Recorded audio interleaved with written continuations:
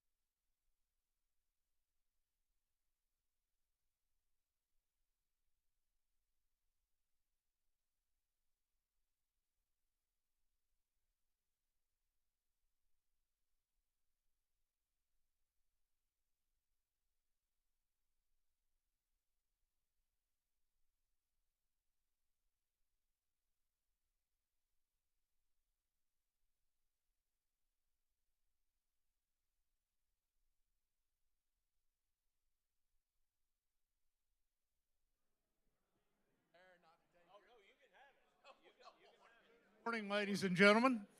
Good morning, ladies and gentlemen. We've got a lively crowd here this morning at Columbia State Community College.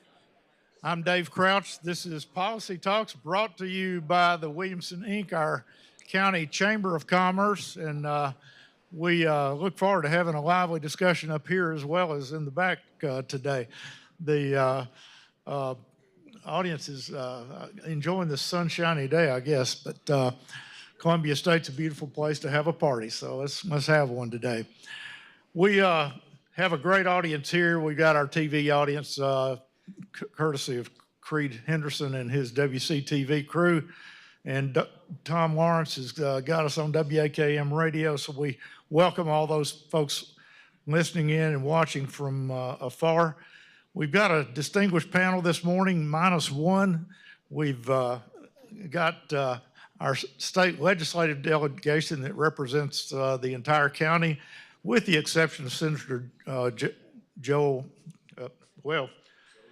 Hensley.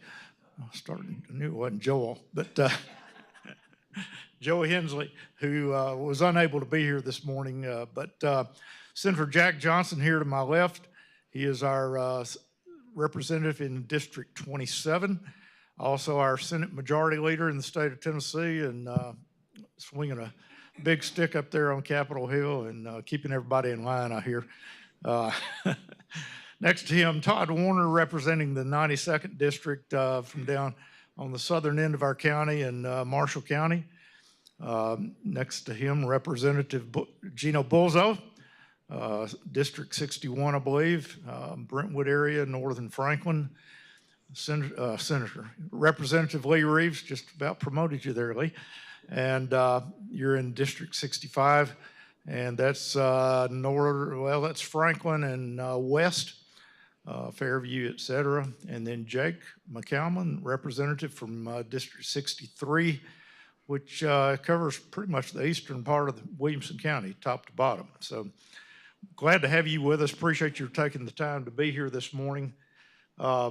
And we're going to skip around this morning. I usually try to have a train of thought, but I couldn't do it today. It's going to be a jumping from one thing to another. But Jack, the governor's amended budget came out yesterday, day before, and unfortunately, my source is your favorite source, the Tennessee, and I could not find anything on the state website about it. So I dug hard, but I was not successful there. But $343 million additional dollars, as I understand it. Some adjustments to the school funding. And tell us in essence what the amendments are all about, if you can. Sure. Good morning, Dave. Good to be with you again. So yeah, this is our normal process. The governor presents his budget, which is the vast majority of all the funding of government early in session whenever he delivers the state of the state. But then he follows that up later in session with what we refer to as the AA, or the administration amendment, or the supplemental budget, whatever. And that contemplates additional revenue collections. We start our session and they start working on this budget in October for the following July 1 when that budget goes into effect. So it's a long, lengthy process. So the supplemental amendment contemplates more updated revenue collections because, as we've discussed numerous times here, our budget is based on forecasted revenues. And so we get many more months of the fiscal year that we're currently in to see if we are tracking with the budget numbers. And what's interesting about this particular fiscal year is we are pretty much on the nose with what we forecasted a year ago. And we try to come in at least on the nose or over collect, meaning we're always very conservative with those forecasts because we don't want to find ourselves halfway through a fiscal year and say, oh no, we're only collecting 80% of what we forecasted, because we have a constitutional mandate to actually balance the budget. And if we're underwater, we have to go find cuts. We have to balance the books at the end of the year. So this year, we're pretty much on the nose. In fact, I think through February, we were within $30 million of our forecast. And that's in a $60 billion state budget. So that's pretty close to where we were. And so what that tells us is we were very conservative with our revenue forecast for this fiscal year, the 24-25 fiscal year, and we were appropriate to be very conservative because our revenues, they're not falling, but they are relatively flat. So with the supplemental amendment that we got, there were not a lot of significant changes from the budget that was proposed back in late January, early February, if that makes sense. But good news is we're still the best fiscally managed state in America. We're still the least indebted, the lowest tax state in America, and so we're very close to hopefully getting ready to finally do our final negotiations between the Senate and the House on the governor's supplemental budget, and we're kind of down to just fine-tuning some smaller things. Three items that caught my attention. And I think I understood this, but $40 million cut to the schools that had enrollment drops. Is that in Davidson, Shelby, and Hamilton County, where the what did we call them 3 years ago? Not vouchers, but education savings accounts. Yeah. And no, let me correct that again. So what we did in those districts, those counties that where the Education Savings Account, not to be confused with Education Freedom Act that we passed this year, two totally different programs. In 2019, we passed the ESA program for Davidson and Shelby counties. We later added Hamilton County at the request of their legislative delegation. That legislation included a hold harmless provision that we had set some money aside for. As we expected, there were no detrimental revenue impacts to those counties once the ESA program was implemented, but we had set aside some money in case there had been detrimental impact. There was none to those counties with the implementation of that program. And so now that the hold harmless had a 3-year, I think, provision in it, and that has expired, there's been no detrimental impact to those districts, so we're pulling that money back. Explains it much better than anything I have seen out there in the media, and appreciate that explanation. $3 million for the Tennessee Battlefield Preservation Fund. Is that earmarked for any particular battlefield, or will Williamson County see any of that? If you don't mind, I'll take that. Go ahead. Because I have been working with the battleground organizations to secure those funds. And of course, that wasn't me that did it, but the governor and his staff allotted those funds. But I certainly lobbied for that very hard, because we've got battlefields across Tennessee that drive income and revenue from visitors, and has a massive economic benefit for our state. And of course, we've got some things here in Williamson that also drive those things. And in fact, later today at the Carter House, we are opening a new visitor center there. And we're doing that because of the number of people that come in. And so I'll be there helping to celebrate that, but I'm very happy to see in the AA that the governor and his team allotted funds towards that. And I'll be lobbying very hard to keep those funds in as we go and get into the budget process in the House. A couple other things, $20 million for school safety, and another $20 million for charter school facilities. And while we're talking about the budget, are we seeing any impacts yet from the cuts going on in Washington, D.C.? Do we have any reading yet on how that will affect basically any of our citizens? Jack, are you aware of any? No, we're watching very closely. Our Commissioner of Finance and Administration, who interestingly is my predecessor in the State Senate, Jim Bryson, a great friend, does a great job. Stephen Smith, who's the director of our TennCare Medicaid waiver program, watching that closely. I think you'll find that most of us are celebrating that they're doing this in Washington and trying to find that waste, fraud, and abuse. Right. We don't anticipate any cuts to significant programs that are working. And I think President Trump has been very clear. If something is working and the money is being spent in the way it was intended by Congress, which is what we do in Tennessee, if we get money from the federal government, we're going to spend it in the manner in which it was appropriated. So I'd have no underlying fear that we're going to see significant cuts. We have the best managed Medicaid program in the country. TennCare is what we call it. And so we're going to watch it. We're going to monitor it. But no, I do not fear any significant cuts. I think that our federal delegation, Senators Blackburn and Haggerty, our congressional representation, they're going to do a good job of advocating and demonstrating that Tennessee, Mr. Trump, Mr. Congress and President Trump, this money you're sending to us, we're spending it the way you want it, and we're spending it well. We're not wasting it. There's not fraud and abuse. And so I think they'll move on and go look at other states where there is significant waste, fraud, and abuse. Any additional color there from the rest of our panel this morning? A couple weeks ago, there was a ruckus over at the Marriott, and best way I know to describe it. And quite honestly, it was a little unclear to me the differences between the two, but there were two groups, one that's pushing for a closed caucus, as I understand, a closed primary, and one for, I'm not sure.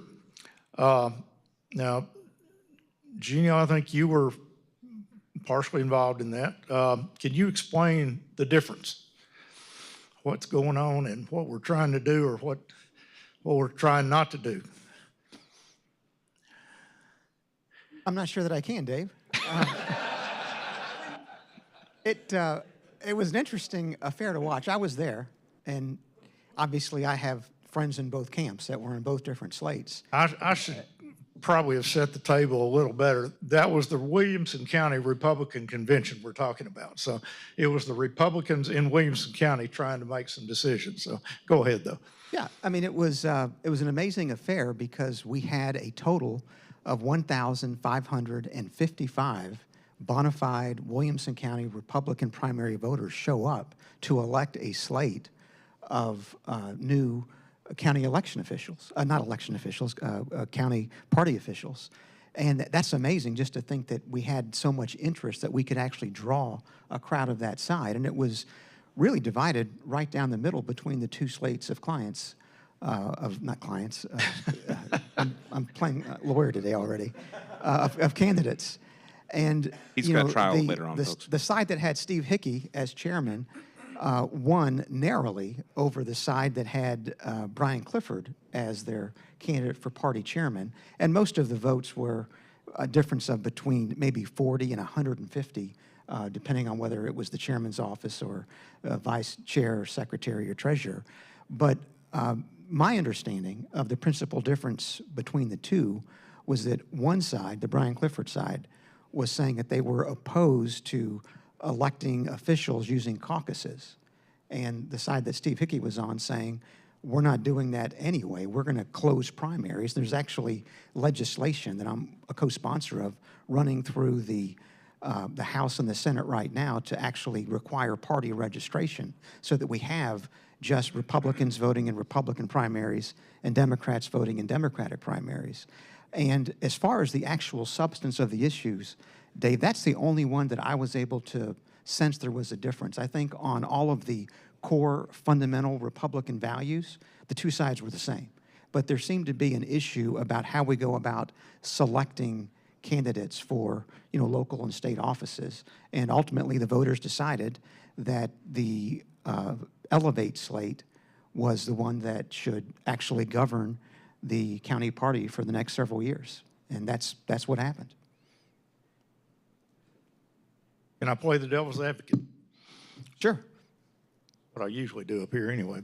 But, Murray County had a similar, I think, effort several years ago that basically took over the county party there. And they decided to have a caucus instead of a primary. So is there anything prohibiting our newly elected party officers, if they remain there, that election's being challenged, I think. And but is there anything to keep them from calling for a caucus instead of a primary in the county? I'd say yes, and that's just not something that I think anyone's in favor of doing. And first, with regard to the challenge, let me say that Debbie Deaver and her team did an amazing job of hosting that event. It was unbelievable that it was as organized and as well run as it was, and she deserves a lot of credit and has unfortunately received some, I think, unfair criticism over these allegations that have come about. But the fact is, Dave, that I think all of us want to have elections that include as many Republican primary voters as possible. The last thing we ever want to do is to disenfranchise anyone. The difficulty is in making sure that the folks who are showing up to vote are actually bona fide Republicans. And there may be some who think that we should have a caucus if it's legally appropriate to do so or even possible. But I think most of us think that the primary system is actually the more inclusive way of doing it, as long as we've got guarantees that we're going to have bona fide Republicans electing Republican primary candidates without Democrats crossing over to try to influence who the Republican Party selects as a candidate. And vice versa, of course, because it would be just as inappropriate for Republicans to cross over in the Democratic parties and do the same thing. So I don't have any fear that we're going to all of a sudden be electing officials in caucuses here in Williamson County. I believe we're going to go ahead and continue to use primary elections that are as broad as we can be while focused on bona fide Republican voters. Be willing to add to your bill that require counties, let's say over 100,000 population, to have a primary, or a bona fide primary, even if you have to register as a Republican, instead of a caucus, though? No, that bill is already sufficiently far in advance and been vetted by some of our subcommittees as well, that trying to tack on amendments at this late date is not something that I would be in favor of. Todd Warner. Thank you, Dave, and thank you, Columbia State and Williamson County, Inc. It's always great to be here and be amongst you. I couldn't do a better job explaining it than what Representative Bosso did. But I think at the end of the day, Dave, what we need to realize as Republicans is, I don't think whichever slate got elected, at the end of the day, I think they're going to do what their members want them to do. I think they'll vote and do at the end of the day what the members want. I don't think the slate that was elected, those 5 or 6 or whoever, are going to make the final decision. I think that it'll be up to the members of the Republican Party as to how they want to proceed. And one thing that was, I guess, the only time, well, let me say this: I didn't, being from Marshall County, I didn't get to vote. I was there, but it was something to see, and it was great to see that many Williamson County folks come out and be interested. Jack, any comment? No, I think that's been the one thing that I would add. This conversation about party registration, which I have always supported. I think some people have the notion that in itself is a means to disenfranchise people.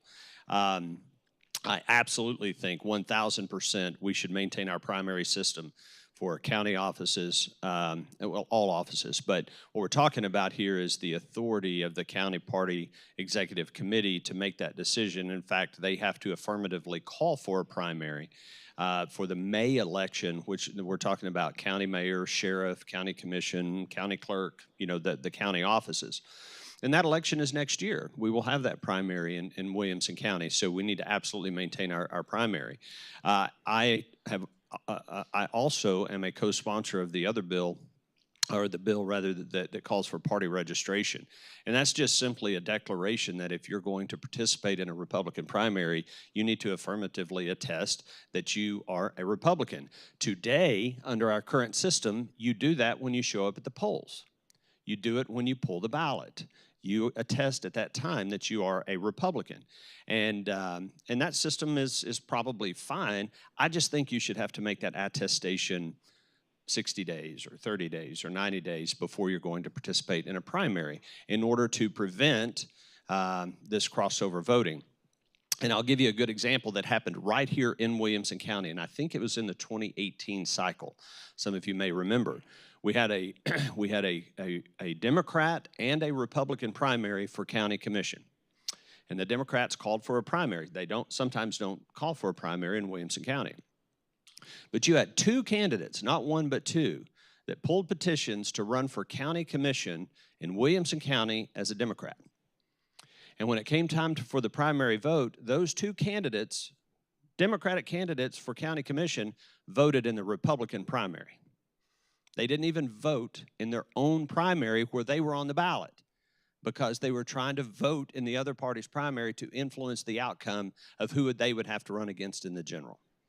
Now, is it widespread? Does it change outcomes? I don't know. I'll leave that to other people.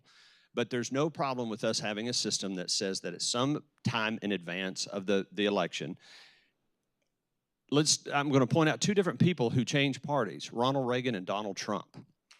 These are 2 people who were Democrats, who at some point in their life woke up and said, you know what, I'm not a Democrat anymore. As Ronald Reagan said, the Democratic Party left me, I didn't leave them. We celebrate that as Republicans. We're all Republicans. We celebrate the fact that someone might decide they've been a Democrat all their life and they want to become a Republican. And we welcome them into the Republican Party. But if you're going to wake up and have that revelation, you ought to do it 60 days before you get to vote in one of our primaries. That's how I see party registration. I don't think it's a bad thing. So I support party registration. I do not in any way support, and I will fight tooth and nail to have any effort to hold a caucus for any of our elections. Now, and by the way, that would exclude death or resignation, special circumstances, obviously. But when it comes for that regularly scheduled primary that we hold in May for our local offices, that needs to be done by primary, not caucus. Jake McCalman, how do you feel? Morning, Dave. Morning. I'm going to echo the sentiments of my colleagues up here. I mean, I voted in favor of the party registration when it came before me in full committee. And, you know, at the same time, I am adamantly against electing officials in our local elections via caucus. Reeves? All right, all the panel. I'm exactly where some of my colleagues have stated that they are. You know, I am a co-sponsor on Representative Chris Todd's Bill 886 to allow for party registration. I think, and I echo the senator's sentiments on that. I think it puts us exactly where we, in some ways, ought to be, so that we are eliminating that crossover vote. And I agree. I don't know the extent to which that happens, although there are some prominent examples, and either in addition to what the senator mentioned or in place of, there were some candidates back in 2016 or 2018 that were school board candidates that did exactly that. On the other side, I don't believe that conventions or caucuses are an appropriate way for counties to hold primaries. I think that voter turnout is depressed as a result of that. I mean, we had, at the Republican reorganization, we had a record number of people turn out for an event like that. It was over 1,500. But yet that pales in comparison to the number of people that turned out in the Republican primary for sheriff earlier this year. And I think it was 1,500 for the reorganization and maybe 26,000 for the sheriff. And so, you know, I don't think there's a lot of debate that would be damaging to our voters and their ability to participate. And for that reason, I'm glad that the whole panel agrees on that. Anybody else? Dave, if I may add, and I'm for what the party wants to do, and I'm a co-sponsor as well as these gentlemen on Representative Chris Todd's bill, and I hope we get it through. I talked to him on Thursday morning on the House floor, and Jack May can answer a little bit to this. That I think we're pretty close in the House. It maybe is it hung up a little bit, maybe in the Senate. But before he answers, I would like to add, if the county chooses to go to a caucus, if you're part of the Republican Party, you still have a chance to vote. You just don't go on primary day. You can go to the meeting and vote. It's left strictly up to you're shaking your head. You can't go to the. Do what, ma'am? Well, well, Let's save the audience participation till last, and we will certainly come back around and talk about that. So, all right. Moving on along. We've got some guests here that have a particular interest in a bill that Jake McCalman, I think, has got a heavy involvement in. Jake, would you like them to explain it, or would you like to explain it? I would ask what bill in particular. I'm carrying 16 bills this year, so can we be more specific? Carolyn Evans with the Davis House is here. Stand up, Carolyn, so we can see you. But I understand that there's bills involving child abuse that y'all are heavily involved in. Tell us, first of all, what Davis House does on a daily basis and how the state is involved in it and what you need. Thank you. Thanks for the opportunity to speak this morning.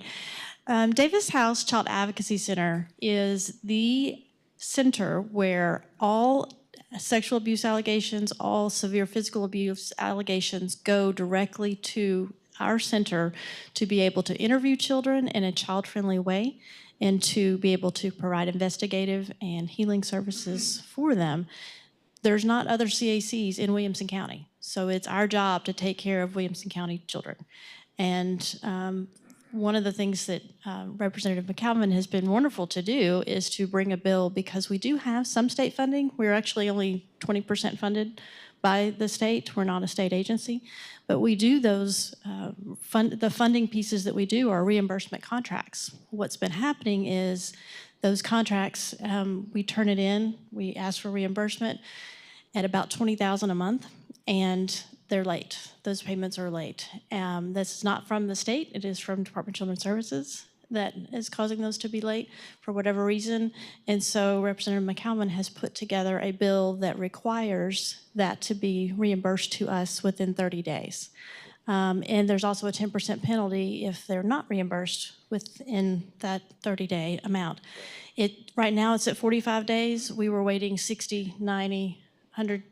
There were several months, several CACs, not just Davis House, but very appreciative of someone who's willing to take that to the big group in the state to be able to say we really need to have this attended to. The other thing that is also in place is that child advocacy centers in Tennessee have not had any increase in state funding since 1996. And so right now, we are only getting $35,000 a year for a forensic interviewer. This is a trained person to be able to ask our children questions in a developmentally appropriate way. The other amount is $52,000 a year for our child advocacy centers, just to run. And so that's what we're asking as far as another bill. You'll have to tell me which number it is, but that it's by, every time Department of Children's Services budget increases, then child advocacy center budgets would increase by 75%. Representative McCowan, give us an update on those bills and anything else in that area. Sure. So the first bill that was mentioned is House Bill 46. That is actually, I don't want to be a Debbie Downer on this one, but that one we've hit a snag on it because it's unfairly targeting one department. So I'm going to put this out there. I'm going to have a lot of friends in the governor's office next year, I'm sure.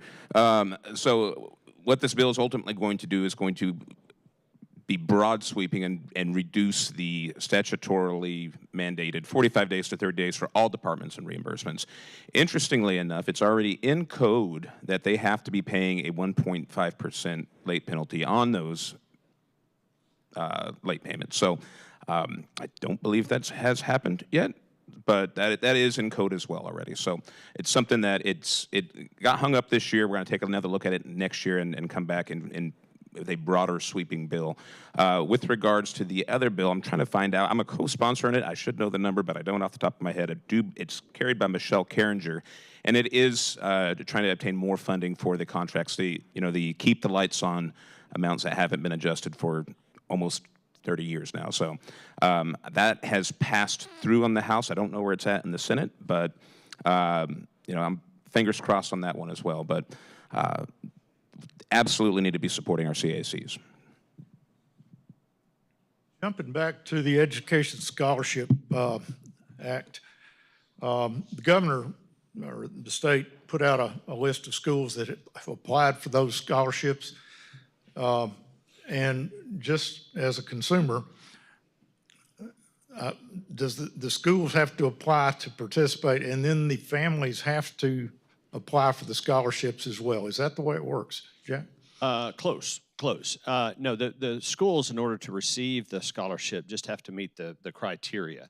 And I think the Department of Education did send out an alert asking for schools to that would otherwise be qualified. You have to be a Category 1, 2, or 3 private school to let them know. And at last report, almost immediately, over half of the private schools in Tennessee said that they would happily accept the scholarships, and of course that will continue to grow. From a consumer standpoint, we've tailored this specifically to make sure that if you're a family and you're interested in applying for one of these scholarships, you can do it either way. You can first apply to the state for the scholarship and secure a spot for the scholarship, and then go find an appropriate private school for your child. Or you can apply at a private school and be accepted and then go apply for the scholarship. So either way is fine. And obviously there'll be some, they do the first step and then the second step doesn't happen. And of course that scholarship would revert. So wanted to make it as user friendly as we possibly could. Dave, if I might, just on that last issue, it's House Bill 641 by Carringer. It's passed all the way through. It went behind the budget and finance sub. So we're just at this point essentially waiting on funding. So. Bill that's been in the media, barring children of undocumented immigrants from our public schools.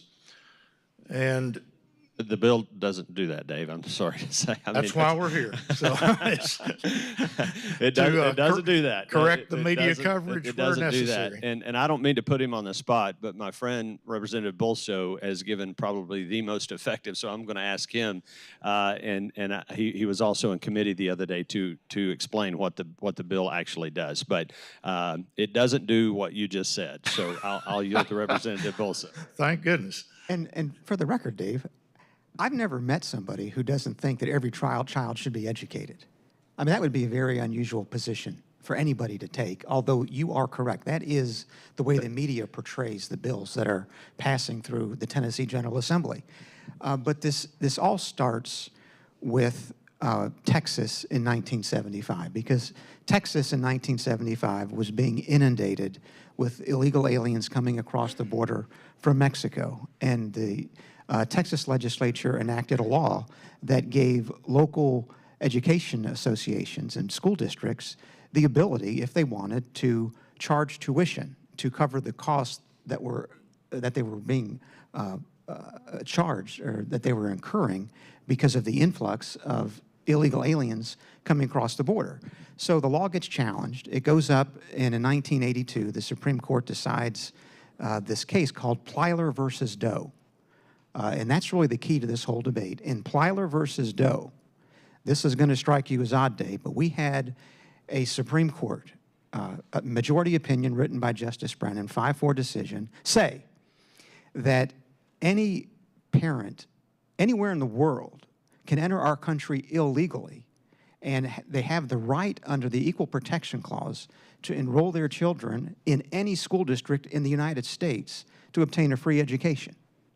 Now, those of us who actually understand the Equal Protection Clause and when it was passed in 1868 and what it means, we're just dumbfounded by that decision. It's never been challenged because, for whatever reason, it's never gotten to the point where it is now. It's not just Texas, but it's the entire country that is struggling with the effects of educating students who have English as a second language, or English that they're English language learners. And so what we're doing is we are attempting to pass a bill very similar to what Texas did in 1975 that gives school districts the option, if they want to charge tuition to those children whose parents are in the country illegally.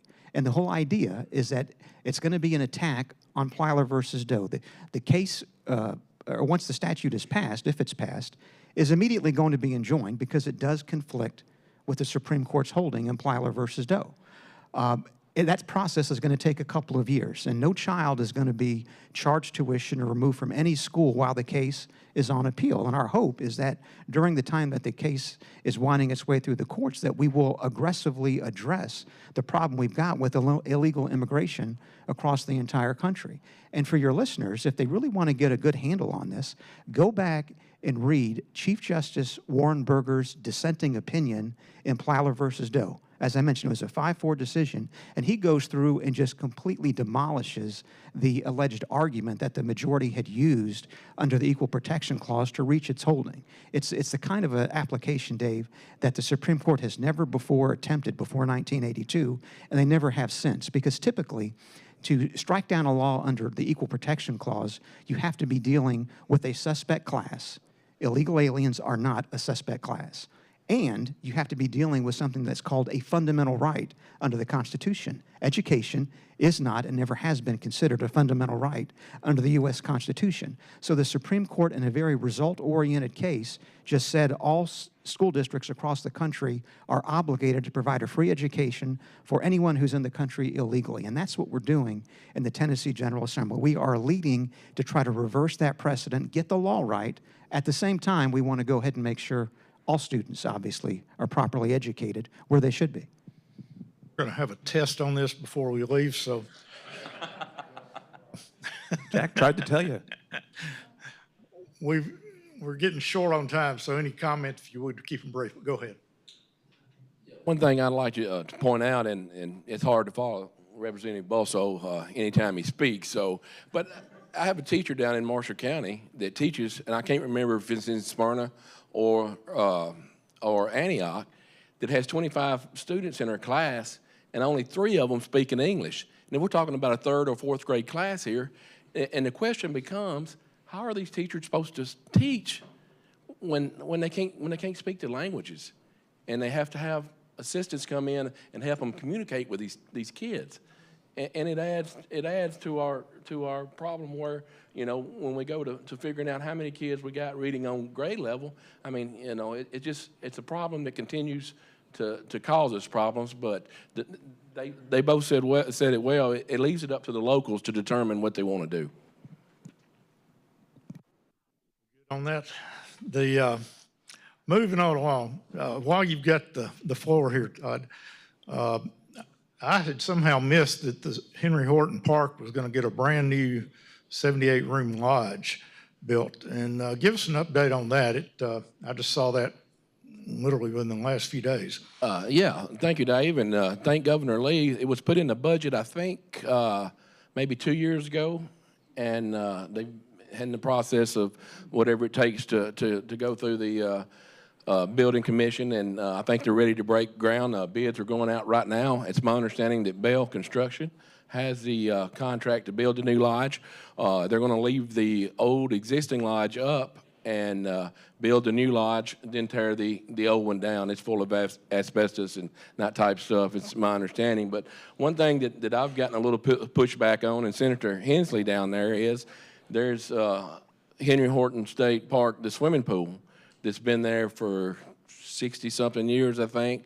It's going away, and the hometown folks are a little aggravated with that. But we're hoping down the road that maybe we can get a pool put back in there to replace that one. But we're very thankful for that, and construction is about to start. Oh, a lot of people in this area enjoy Henry Horton from time to time, and one quick thing I may add, I think that park, and I stand to be corrected, may be the most visited in the state. Fall Creek Falls, I think, falls in second right behind it. Area. And along the same line, the governor just appointed a Duck River Watershed Planning Partnership Board to look at issues down around the Duck River regarding water supply and I guess environmental issues. Are any of you all intimately familiar with what's going on there? Is there an agenda there, or is that just a follow-up to something else? Jack? Yeah, so the governor's recommended or proposed in the budget $100 million to kind of be seed money. And I can't use the word intimately. I can't do intimately, but I can discuss it at a high level. We have a water problem in that issue. Murray County and some of the surrounding areas, because their primary water source is the Duck River. And if you don't know, you should know that the Duck River is the most biologically diverse river in North America. It is truly a gem. It is a beautiful river and needs to be protected. And that general area down there south of us, the primary water source is the Duck River, and that is unsustainable long term.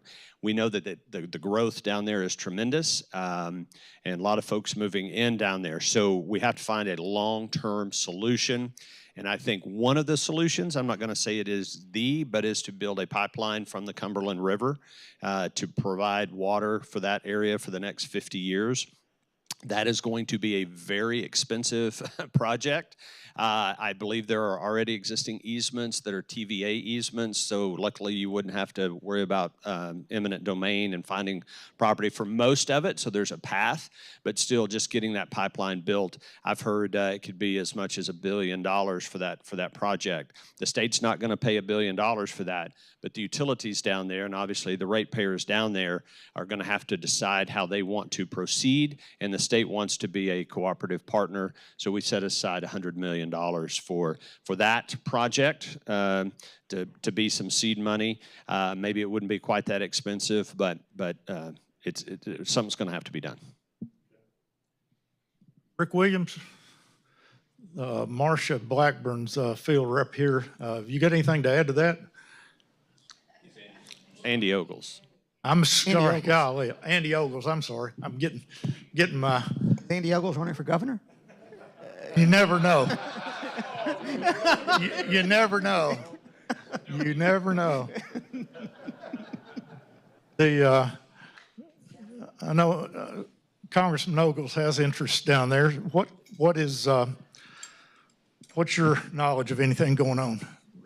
My knowledge is there's a citizens group forming down there called Columbia Dam Now, and it's got county commissioners and leaders in the community. I'm aware of it. It's called Columbia Dam Now. They want to build the Columbia Dam that was built in the 70s, torn down by a federal judge's order, and it's a citizens group. Several county commissioners are leading it. I'm not speaking for them. I'm just giving the knowledge I know of what they're doing. I mean, I was earlier this morning. I was at the Farm City breakfast, and some of them there were promoting that idea. It's an annual breakfast in Columbia. Starts at 6:45. It's rough to get there. So that's why I was late getting here. But that's all that's been done so far that I know of. But they're adamant to try to work with TVA and actually build the dam that was built that got torn down.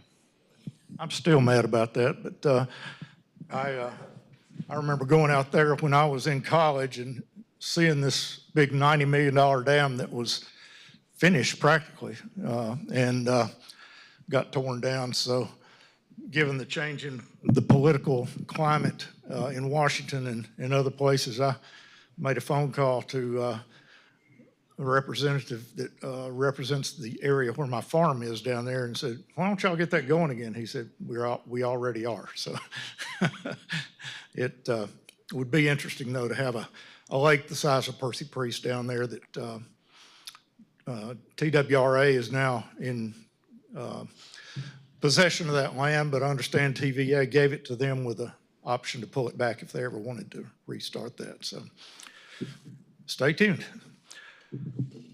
We're going to open it up for questions. Well, one other thing I do want to get an update on before we open it up for questions is the real estate transfer tax. Do we have an update on where that stands and what the prognosis there is?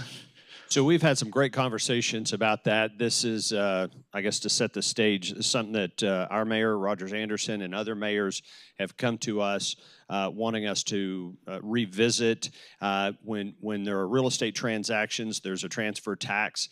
Back pre-income tax debate days, I think that half of that revenue came back to local governments because obviously the real estate transaction is taking place at the local level.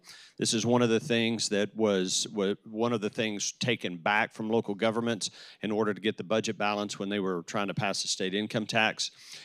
Many of us believe, and I'm the sponsor of the legislation to do this, that we need to get half of that tax back to the local, to the county level. Problem is, it's about $160 million fiscal note to the state recurring. That's a very, very big price tag. So I don't believe we're going to get that done this year. I already talked about the revenue situation, but the good news is, and when you're dealing with something of that magnitude, it is important to have that conversation and to educate members. I had to get educated on how this used to work, and I think it is the right thing to do for half of that money to come back to counties. For Williamson County, I can't remember the exact number, but it's in the teens, I think, of millions of dollars, which is significant. So I've got the bill filed in the Senate. I can't remember who my House sponsor is, but Speaker Marsh. Pat Marsh, thank you. So remember, we're in the first session of the 114th General Assembly. Any bill that is not acted upon this session is still alive for next session. So we're going to continue to talk about that. Again, I don't think we're going to get it done this year, but that doesn't mean we haven't made good progress on advancing the football. Okay. I'm going to ask another guest here for an update on transportation issues. Ken Starwalt, President of the Tennessee Home Builders. Stand up, Ken. Road builders. Yeah, road builders, not home builders. That's correct. Like I said, this is all about correcting me. You need one before you have the other, actually. So funding, in the governor's budget that he released in February, he had $1 billion transfer out of the general fund into the road fund, a one-time allocation. And then there's also legislation that looks at transferring sales tax on tires from the general fund to the road fund of about $80 million. And that bill is currently sitting in both finance committees as they talk about the budget, and it's actually behind the budget. But as it's been since it's in the governor's budget, we presume it'll be funded in that regard. So the gentleman seated to your left may have a better answer with regard to the status of that. Senator Johnson, I think you had a little bit to do with that extra $1 billion that got put in the budget for road construction. Yeah, very, very important, and I'm optimistic that will remain. That's what the governor proposed. Again, I know we're short on time, but it's very important for this community, roads and road congestion. We've got a backlog of about $38 billion in road projects across the state. We generate about, $700 or so million from the gas tax to pay for those. That's not going to get the job done. So 2 years ago, we put $3 billion into the road fund. That's a one-time injection. We didn't raise taxes. We didn't borrow it. That was a cash injection. Governor's proposing another $1 billion into the road fund this year to help clear up some of that backlog of projects, and also the $80 million that Kent mentioned from the tire tax. That is recurring, so that's different. We talk about recurring, non-recurring revenue sources. That $80 million a year will be added to that, roughly 700, and help us. It's just something we're going to have to continue to do to get our road projects done. Alderman Bev Berger raised her hand before the show started. So I've got a question. I'm sorry. Enthusiasm. Two quick things. Real estate infrastructure district, we did that last year for residential, this year for commercial. And basically it's adding the ability of commercial development to be eligible for funding infrastructure for direct options. So I think that's going to go through. Isn't that true, Jack? What was the second? The infrastructure, Rita, the bill, the one that you signed on to. Oh, yeah. For the, yes, that I feel Senate Bill optimistic 26, about. House Bill 636. Yes, And I then think that those are, You think that's okay? on track. Okay, the only last one, it sent us a summer study, which I was not happy to hear. It's Senate Bill 327 and House Bill 319. It's important to our cities because those who choose to rent or have to rent, it is trying to basically, thank you, that bill is preemptive. It would maintain the present status of single-family residential property used or held for dwelling purposes containing not more than one unit to stay classified as residential. In other words, we do not want to tax our residential rentals as commercial. What that does, it takes that money back and it charges the people renting. And we have a lot of people in our community that have rentals that cannot afford to do that. And so that's important. It's gone to summer study. I'd like for us to look into that. Commercial properties taxed at 40% of assessed value versus 25% for residential. So a little bit of a bump in fees there. Anybody else have any, got a couple here. Yes, ma'am. Stand up.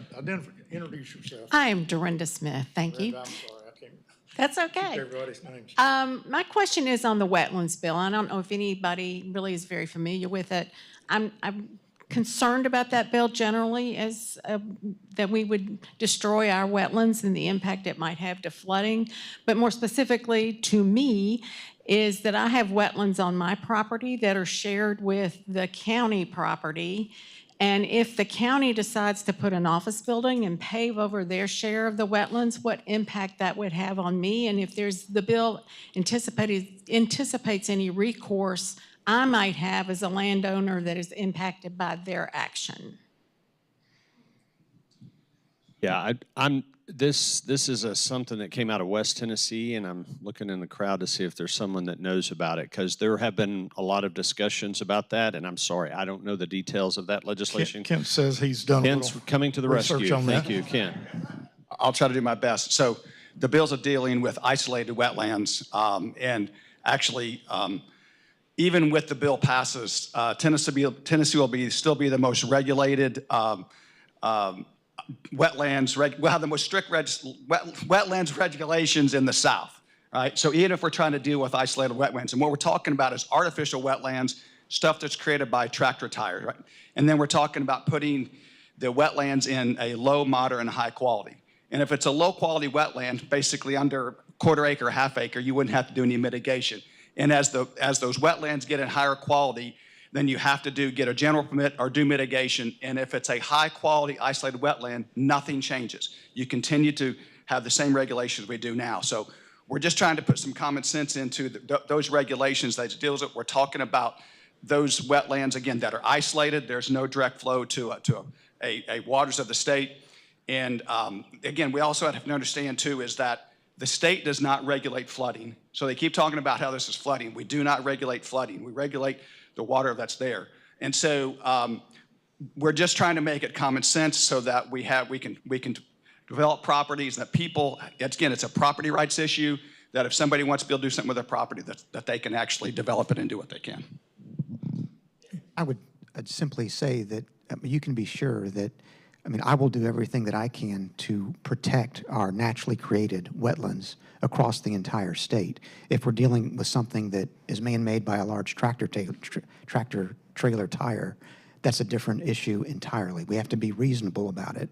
But I think protecting our environment is among one of our highest obligations in the Tennessee General Assembly, because we have to maintain Tennessee for future generations. And I'm happy to say that, I've worked closely with the Harpeth Conservancy in particular to work with them on making sure that we protect our environment across the state, and particularly the waterways. Tom Lawrence. Just an observation, gentlemen. I used to be a Democrat. I'm sure as hell not a Republican, okay? No offense. Of course not. I have never crossed over and voted in a Republican primary. I've been tempted, but I have not, because it's a matter of character. But I do, and you can't participate in politics in this county and not support a Republican. I think I've given some of y'all some money. And that's the key. This is how I participate in a Republican primary. I cut checks, and I've never gotten one to come back to me. That's how I participate. That's more valuable than one single vote anyway. One more observation. This guy from Chapel Hill just tickles me. He's a good representative. He had this bill naming B&A Trump. I don't know where that went, but that's the Nashville airport. But I think that has met with the overwhelming presence of one Williamson County, Dolly Parton. And I encourage everyone to sign that petition. May I respond? Yeah, that bill went down in flames in the Transportation Committee. Sorry, Todd. Yeah, I had numerous emails asking to name it, and I would have no problem with that whatsoever. Before I ran that bill, I asked 100 people, could they tell me what B&A stood for? Two that could tell me, And one thought it was named after Megan Berry, but it was actually named after a colonel in World War, I think he won, you know, and but yeah, he got shot down, and well, maybe we try Dolly Parton. Dr. Darrell Lampley, stand up, please. Dr. Lampley has been our most gracious host with the help of the lady to his right here, Mary Beth Shalley, and Bob, and I don't know who else around here makes this such a nice venue for what we do every month. But Dr. Lampley, this is his last policy talk and his last day at the Franklin campus. Now, you're going to do some volunteer work or something at the main campus later on, but you're not going to be here anymore. I will not be here anymore. And you're going to spend a lot of time on the farm. On the farm and in East Tennessee, the big city of Sunbright. We're building a cabin up there. Okay. So we just want to say a huge thank you to the hospitality you've shown us here. You've been a good friend, and we're going to miss you. And just want to have everybody give you a big hand.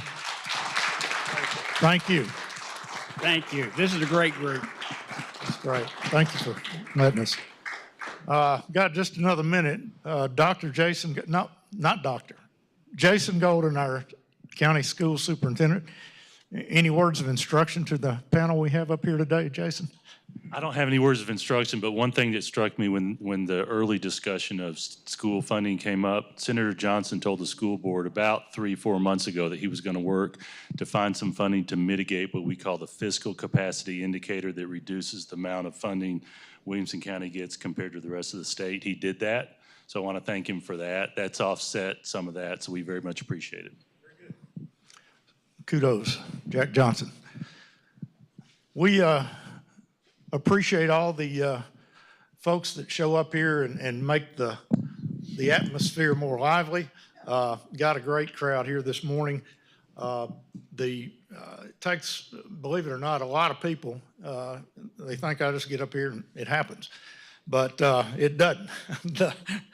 Of course, Columbia State rolling out the red carpet and making sure we've got all the chairs and microphones and things that we need. Creed Henderson and his crew from WCTV are here.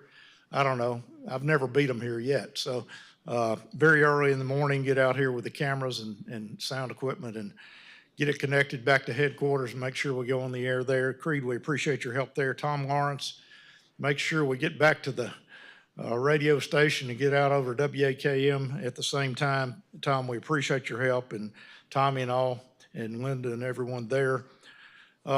Derby Jones, appreciate the help getting the word out with Williamson Herald. He's our media partner there, and that is very helpful in just letting the community know that this is available. We do have financial support from the Vanderbilt University. Our friend is Brady Cannon. Brady, are you here today? I don't see you. There he is back there. I gotta change that on my notes. Vanderbilt Medical Center, there is a difference now. And Brady, we appreciate your help there. AT&T, Laurie Detheridge, is Laurie here today? I want to meet her sometime, so. But we appreciate their help. And probably the most important person here, and I see her back there on the back row, Terry Wimke with the Lion Leadership Group. Make sure there's coffee here from McDonald's every Friday morning when we meet here. Thank you, Terry. And she's very reliable. The chamber staff, of course, Matt's the head honcho there, and Kel McDowell is the quarterback on this effort. Appreciate Jenna Potter and the PR she does. And so it just takes a village, and we appreciate all the help. Just want everybody to thank the ones involved to help make this happen. Next show, I believe, is April 25th. Look forward to having a legislative update. Are we going to have the wrap-up show that day, or is the session going to be over with by then? That is the plan. Gotcha. Fingers crossed, Tom. Stay tuned. Dave. Look forward to seeing you next time.